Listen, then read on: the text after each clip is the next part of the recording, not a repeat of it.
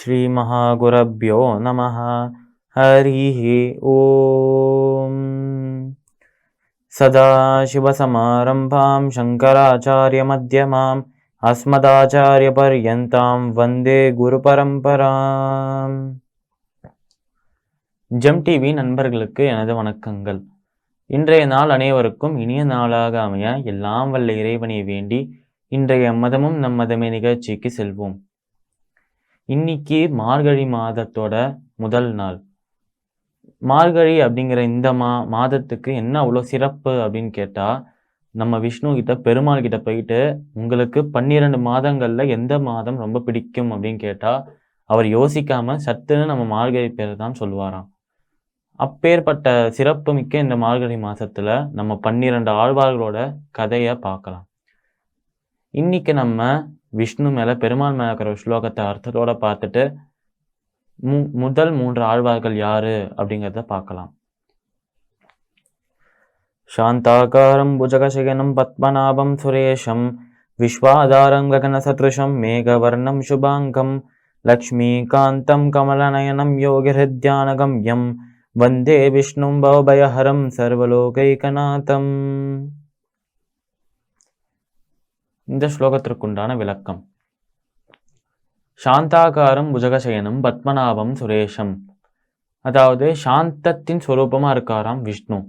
அந்த விஷ்ணுவின் நாவியிலேருந்துதான் ஒரு கமலம் உதித்தராம், ஒரு தாமரை உதித்தராம். அந்த தாமரையிலேருந்துதான் நம்ம பிரம்மாவும் உதித்தாராம். விஸ்வாதாரம் ககன சதுஷம் மேகவர்ணம் சுபாங்கம், அதாவது மேகத்தின் வர்ணம் எப்படி ஒரு கார் மேகம் ஒரு இருள் சூழ்ந்த ஒரு நேரத்துல கார் மேகத்தின் நிறம் எப்படி தெரியும் நம்மளுக்கு? கருப்பா தெரியும் ஒரு அளவுக்கு. அதே போல கருப்பான ஒரு அழகான தோற்றத்தோட ஒரு அழகான மேனியோட காட்சியளிக்கிறாராம் நம்மளோட விஷ்ணு. சாந்தாகாரம் புஜகசயனம் பத்மநாபம் சுரேஷம் விஸ்வாதாரம் ககன சதுஷம் மேகவர்ணம் சுபாங்கம் லக்ஷ்மீகாந்தம் கமலநயனம் யோகஹிருத்யான கம்யம். தாமரை போல கண்கள் உடையவர், லக்ஷ்மிக்கு மணாளனாக இருப்பவரும் நீதான் அப்படின்னு சொல்றோம் விஷ்ணுவை பார்த்து. லக்ஷ்மிகாந்தம் கமலநயனம் யோகஹிருத்யான கம்யம் வந்தே விஷ்ணுவும் பாவபயஹரம் சர்வலோகைகநாதம். அப்பேற்பட்ட விஷ்ணுவை வணங்கினால் நம்மளோட பயங்கள் கவலைகள் துக்கங்கள் எல்லாமே விலகி போயிடுமாம்.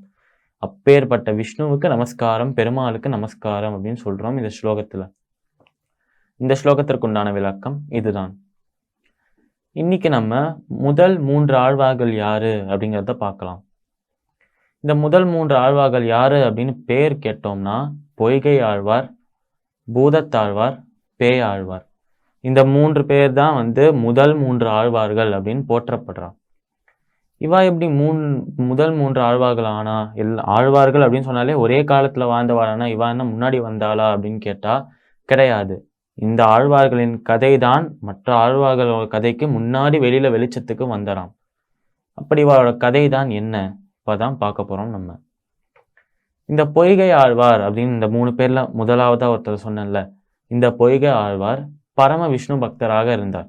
இவர் காஞ்சிபுரத்துல வசித்து வரும்போது அங்க இருக்கிற விஷ்ணுவோட ஸ்தலங்கள் எல்லாத்துக்குமே போய் விஷ்ணுவை வழிபட்டாராம் அவர். அவ்வளோ ஒரு பெருமாள் மேல அதீத பக்தி மட்டும் இல்லை, அன்பும் கூட அதிகமாவே. அதனால அவ்வளோ பிரியம் இருக்கிற, அவ்வளோ ஒரு பக்தி இருக்கிற பெருமாளை தினமும் சேவித்து தினமும் வழிபட்டு வராராம் நம்ம பொய்கை ஆழ்வார். இவர் இப்படி வரும்போது ஒரு நாள் ஒரு ஊரை கடந்து வேற ஒரு ஊருக்கு போகணும்னு சொல்லிட்டு போயிட்டு இருக்கும்போது கடும் மழை பெய்ய ஆரம்பிக்கிறதாம். அது வேற அப்போ இரவு நேரமா இருக்கிறதுனால எங்கேயும் ஒதுங்கவும் முடியல, எங்கேயுமே எதுவுமே கண்ணுக்கு தெரியலையாம் அவருக்கு பக்கத்துல என்ன இருக்குன்னு. ஆனா அவருக்கு தெரிஞ்சதெல்லாம் பக்கத்துல நிறைய வீடுகள் இருக்கு அப்படிங்கிறது. அந்த வீடுகள்ல ஒரே ஒரு வீட்டுல மட்டும் ஒரு திண்ணை மாதிரி இருக்கு. வெளியில கொஞ்சம் உட்காரத்துக்கு ஒரு இடம் மாதிரி வச்சிருப்பான் அந்த காலத்துல. அந்த மாதிரி ஒரு இடம் இருக்கு, அங்க உட்காரத்துக்கு இடம் இருக்கு. அதனால அங்க போய் ஒதுங்குறார் கொஞ்சம் நம்மளோட பொய்கை ஆழ்வார். இப்படி இவர் அங்க ஒதுங்கி கொஞ்சம் உட்கார்ந்து ரெஸ்ட் எடுத்துருக்கும் போது அந்த நேரத்துல அவருக்கு மழையில இன்னொரு உருவம் அவரை நோக்கி வர்றது தெரியாது. இந்த இன்னொரு உருவம் இவரை நோக்கி வந்த அந்த நபர் யார்? இதுக்கப்புறம் மேலும் என்ன நடக்கிறது நாளை தினம் பார்க்கலாம். மீண்டும் நாளை சந்திப்போம். நன்றி, வணக்கம்.